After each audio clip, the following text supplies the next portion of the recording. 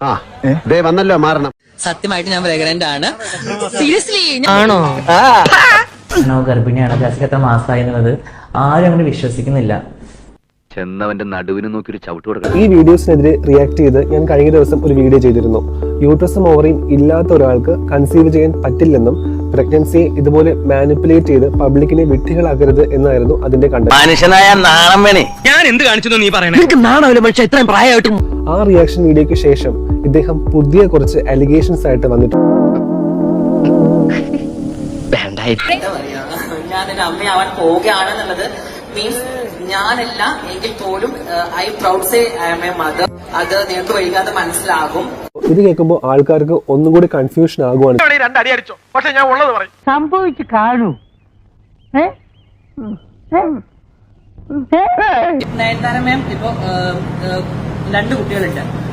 മാം എന്താണ് ഗർഭിണി ആയിട്ടില്ല, ഒരു പ്രസവ വേദന അനുഭവിച്ച സ്ത്രീയല്ല, എങ്കിൽ പോലും ഒരു അമ്മയാണ്. അത്രയേ ഉള്ളൂ എന്റെ കാര്യം. നയൻതാര മാം ഓപ്റ്റ് ചെയ്ത മാർഗം സരോഗസിയാണ്.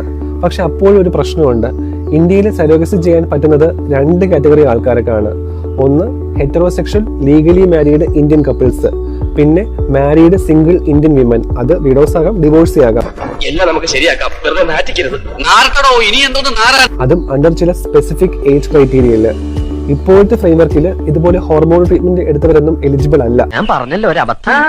അബദ്ധങ്ങളുടെ ഒരു ഘോഷയാത്ര തന്നെയാണല്ലോ നിന്റെ ജീവിതം. മേ ബി ഓവർ ടൈം അത് ഇംപ്ലിമെന്റ് ആകുമായിരിക്കും. ഇന്ത്യയിൽ ഇപ്പോൾ ഇൻഫെർട്ടിലിറ്റിക്ക് വേണ്ടി ട്രീറ്റ്മെന്റ് എടുക്കുന്ന കുറെ കപ്പിൾസ് ഉണ്ട്. ട്രാൻസ്ജെൻഡേഴ്സിലും സെയിം സെക്സ് കപ്പിൾസിലും കുട്ടികളെ ആഗ്രഹിക്കുന്നവരുണ്ട്. അവർക്കൊക്കെ ഈ സ്റ്റേറ്റ്മെന്റ് ഒരു കൺഫ്യൂഷൻ.